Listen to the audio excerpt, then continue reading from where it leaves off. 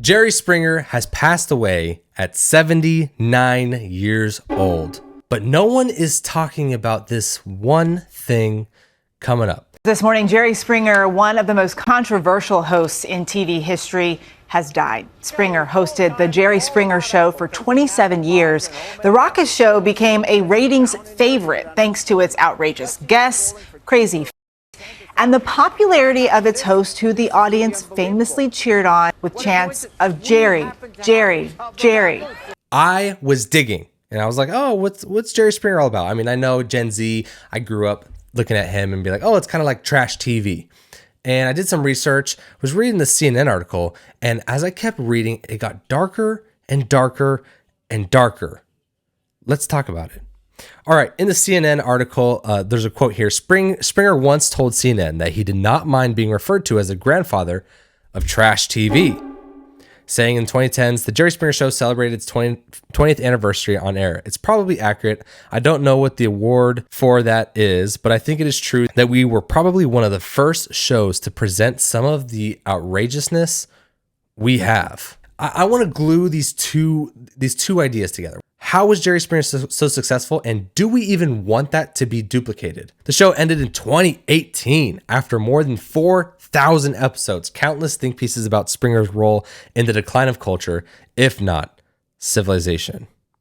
He says, this is a direct quote, "I think the show is silly, crazy, and has no redeeming social value other than an hour of escapism," he said in 2010. "There's never anything on the show that hasn't been on the front pages of newspapers in America. The only difference is that the people on the show aren't famous." I would go a step further and say, not only does it not have any redeeming value other than escapism, I would say it's probably a net negative, right? I mean, if you are on your day off and you turn on TV, or you get home after work and you turn on TV and you consume a lot of this dark stuff, then what's that actually doing to your psyche? I don't know. That's an interesting thought. But as I kept reading, this gets weirder and weirder.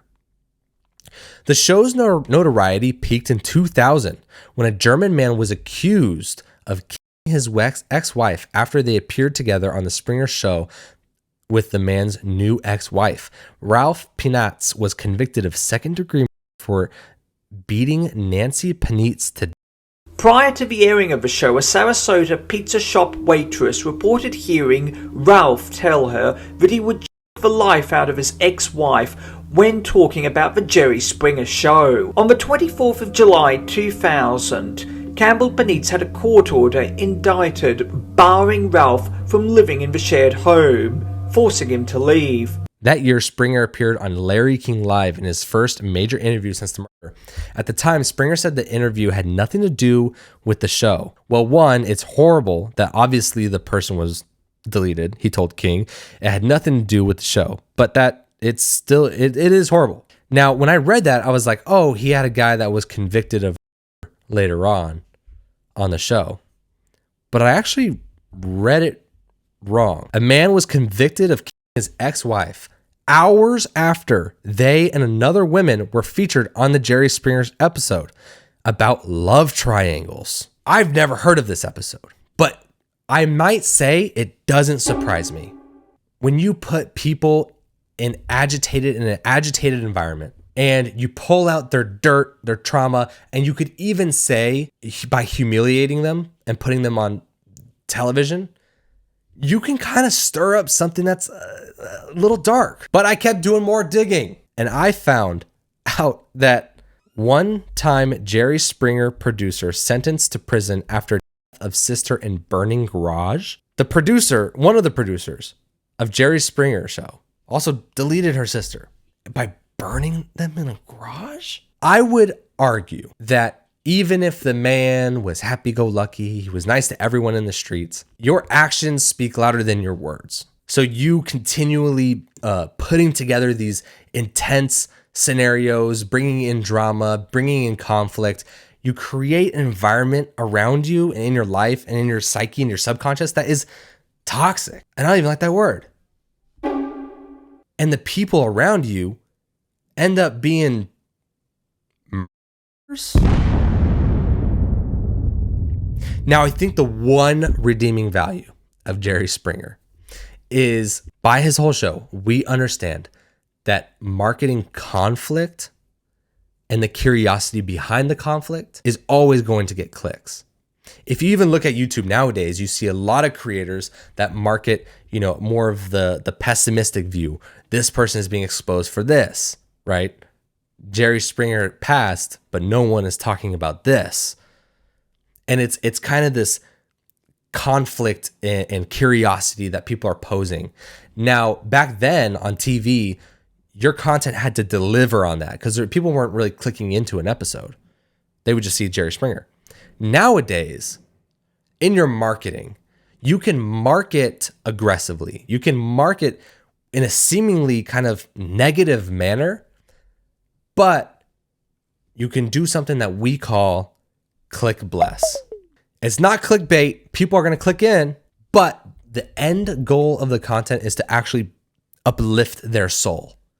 Now, I could sit here and just dunk on Jerry Springer all day, who passed, rest in peace. When I think about the marketing he created, it was probably a net negative. It created an environment of debauchery that I don't think was beneficial to Jerry, the audience, the people in the episodes, or the viewer.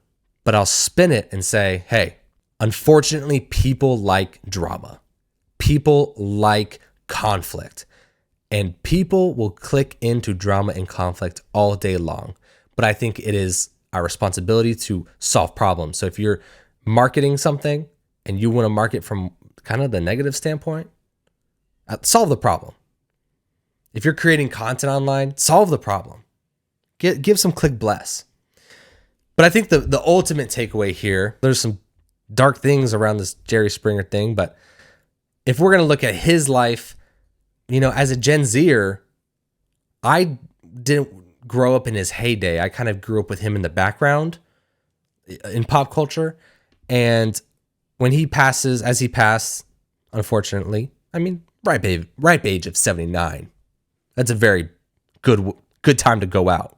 It makes me think I don't want to participate in that. I don't want to be remembered as the guy that made dunking videos or the guy that had a business that was always dunking on people. Here's someone that went to the extreme and was like, I'm going to turn it up. I'm going to get my bag. I'm going to make the most dramatic TV show. And now that he passed, we're like, the grandfather of trash TV. Got his money though. All right. If you guys enjoyed this video, comment down below. I want to know what you guys think. Did you ever watch Jerry Springer? What are your feelings of Jerry Springer? Are they similar to mine? And then subscribe so you don't miss a thing. I will see you on the next one.